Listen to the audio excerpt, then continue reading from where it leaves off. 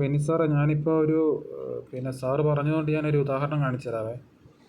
അപ്പോൾ സാറേ, നമ്മളിതെങ്ങനെയാണ് ചെയ്യേണ്ടതെന്ന് വെച്ച് കഴിഞ്ഞാൽ, ഇത് എൻ എസ് സിയിലുള്ള സ്റ്റോക്കിന് മാത്രമേ ഈ സംഭവം പറ്റുള്ളൂ. എൻ എസ് സി ലിസ്റ്റ് ചെയ്തപ്പെട്ട, കാരണം എല്ലാ മിക്ക സ്റ്റോക്കുകളും എൻ എസ് സി ലിസ്റ്റ് ചെയ്തിട്ടുണ്ടല്ലോ. അപ്പോൾ നമ്മൾ ചെയ്യേണ്ടത് എന്താണെന്ന് വെച്ച് കഴിഞ്ഞാൽ, N S C all reports എന്നുള്ളത് എടുക്കണം. ഇങ്ങനെ എടുത്തു കഴിയുമ്പം ഇങ്ങനെയൊരു സംഭവം വരും. ഇവിടെ കൊടുക്കുക, ഞെക്കുക. അപ്പോൾ ഇതിലിങ്ങനെ നമ്മൾ പോയി കഴിയുമ്പം ഇവിടെ ഹിസ്റ്റോറിക്കൽ റിപ്പോർട്ട്സ് എന്ന് കാണുന്നുണ്ട്. അപ്പോൾ ഈ ഹിസ്റ്റോറിക്കൽ റിപ്പോർട്ട്സ് നമ്മൾ ക്ലിക്ക് ചെയ്യുക.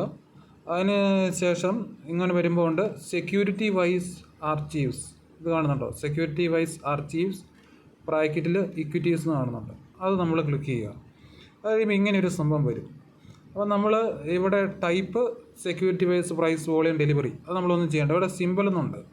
അപ്പോൾ ഏത് കമ്പനിയാണോ നമുക്ക് വേണ്ടത്, ഇപ്പം നമ്മൾ അതെടുക്കുക. ഫോർ എക്സാമ്പിൾ ഞാനിപ്പം എൽ ടി ഫുഡ് നോക്കാം. എൽ ടി ഫുഡ്സ് ലിമിറ്റഡ് എടുത്തു. പിന്നെ ഇവിടെ ഓളെന്ന് കാണുന്നുണ്ടല്ലോ. ഓളെന്ന് കാണുന്നത് നമ്മൾ മാറ്റി നമ്മൾ പിന്നെ ഇക്വിറ്റി കൊടുക്കണം. ഓക്കെ, ഇക്വിറ്റി കൊടുത്തു. അതിനുശേഷം നമുക്ക് എത്ര നാളത്തെ ഡേറ്റയാണ് വേണ്ടതെന്ന് നമ്മൾ നോക്കണം. ഫോർ എക്സാമ്പിൾ ഞാനിപ്പോൾ ഒരു 6 മാസത്തെ ഡേറ്റ എന്നുള്ളത് ക്ലിക്ക് ചെയ്തു.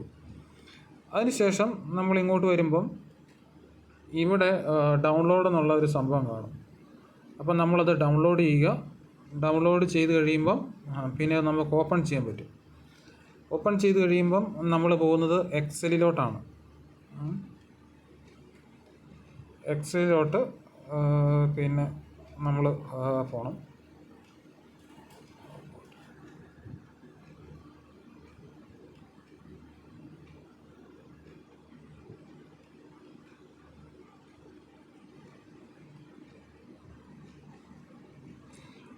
കുറച്ച് ഇതിൻ്റെ ഇടയ്ക്ക് ഒരു കൺഫ്യൂഷനായി പോയത്. ഞാൻ നേരത്തെ ടാറ്റ സ്റ്റീലിൻ്റെ അങ്ങനെ നോക്കിയായിരുന്നേ, അതുകൊണ്ടാണ്.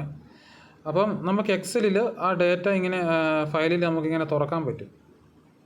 അങ്ങനെ തുറന്നു കഴിഞ്ഞിട്ട് പിന്നെ നമ്മൾ ചെയ്യേണ്ടത് എന്നാന്ന് വെച്ച് കഴിഞ്ഞാൽ സാറേ, നമ്മളിങ്ങനെ വന്നു കഴിയുമ്പം ഇവിടെ ലാസ്റ്റ് അവസാനമായിട്ട് ഒരു സംഭവം കാണും. അതായത് ഡെലിവറി ക്വാണ്ടിറ്റി ടു ട്രേഡഡ്. അതായത് ഈ പിന്നെ എത്ര ക്വാണ്ടിറ്റി നമ്മൾ ഡെലിവറി എടുത്തിട്ടുണ്ടെന്നുള്ളൊരു ഇത് വരുന്നുണ്ട്. അപ്പോൾ നമ്മളിവിടെ നോക്കുമ്പോൾ ടോട്ടൽ 122 ദിവസത്തെയാണ്. 120 മുകളിൽ ഒന്ന് ഹെഡിങ്ങും കാര്യങ്ങളൊക്കെ എഴുതാൻ വേണ്ടിയുണ്ടല്ലോ. അപ്പം ഇത് പിന്നെ 122 ദിവസത്തെ ഡേറ്റയാണ്. അപ്പോൾ അതെന്നെ ചെയ്യുന്നതെന്ന് വെച്ച് കഴിഞ്ഞാൽ, നമ്മൾ മുകളിൽ നിന്ന് ഇങ്ങനെ ഇത് പിന്നെ സെലക്ട് ചെയ്ത് കഴിഞ്ഞിട്ട്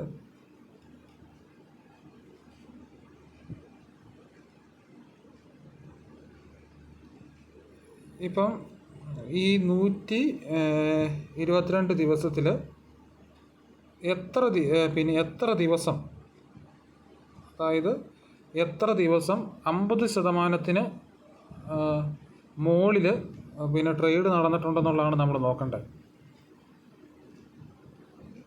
ആ 50% മുകളിൽ എത്ര പ്രാവശ്യം ഡെലിവറി എടുത്തിട്ടുണ്ട് എന്നുള്ളൊരു നമ്മൾ നോക്കണം. അന്നേരം ഇപ്പം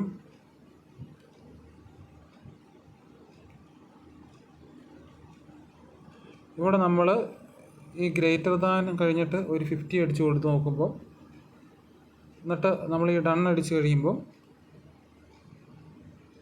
ഇവിടെ കാണാൻ പറ്റും. നമ്മളതൊന്ന് പിന്നെ ഇതിന് ശേഷം ഒന്ന് സെലക്ട് ചെയ്ത് കഴിയുമ്പോൾ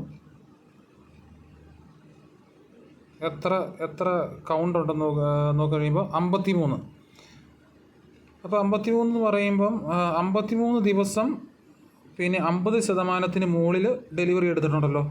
അതാണല്ലോ ഈ കൗണ്ട് കാണിക്കുന്നത്. അതായത് നമ്മൾ 122 53 ദിവസം എന്ന് പറയുമ്പം ഏകദേശം 106 ദിവസം വരുന്നുണ്ട്. 106 എന്ന് പറയുമ്പം ആ ഒരു 50% ഇല്ല സത്യത്തിൽ, പക്ഷേ ഏകദേശം ഒരു 50% അടുത്ത് വരുന്നുണ്ട്. പക്ഷെ നമ്മൾ അതിൻ്റെ ഒരു ആവറേജ് നോക്കുമ്പം 55.42% കാണിക്കുന്നുണ്ട്. അതായത് അത്രയും ആവറേജ് ക്വാണ്ടിറ്റി എടുത്തിട്ടുണ്ട്. അപ്പം നമ്മൾ ഇനി ഇങ്ങോട്ട് വന്നിട്ട് ഇപ്പോൾ അടുത്തൊരു ചെറിയ പരിപാടിയേ ഉള്ളൂ.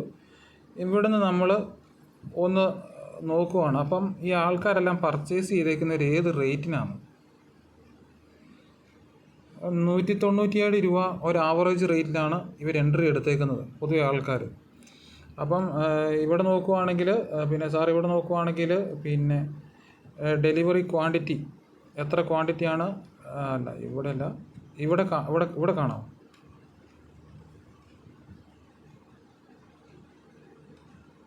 ഇതുണ്ടോ ഡെലിവറി ക്വാണ്ടിറ്റി, ഡെലിവറബിൾ ക്വാണ്ടിറ്റി എത്ര ക്വാണ്ടിറ്റിയാണ് ഇവർ ഏകദേശം എടുത്തത്? അതായത് 3 ലക്ഷം, 4 ലക്ഷം, പിന്നെ 2 ലക്ഷം, ഇങ്ങനെ ഒത്തിരി ക്വാണ്ടിറ്റി കാണിക്കുന്നുണ്ട്.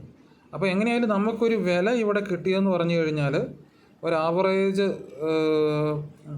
പ്രൈസ് 197 പോയിൻറ്റ് സംതിങ് ആണ് നമുക്ക് കിട്ടിയത്. അപ്പോൾ അതിൽ നിന്ന് നമുക്ക് മനസ്സിലാക്കാൻ പറ്റും ആ ഒരു റേഞ്ചിലാണ് പിന്നെ നമ്മൾ ഈ സംഭവം മേടിക്കേണ്ടതെന്ന്.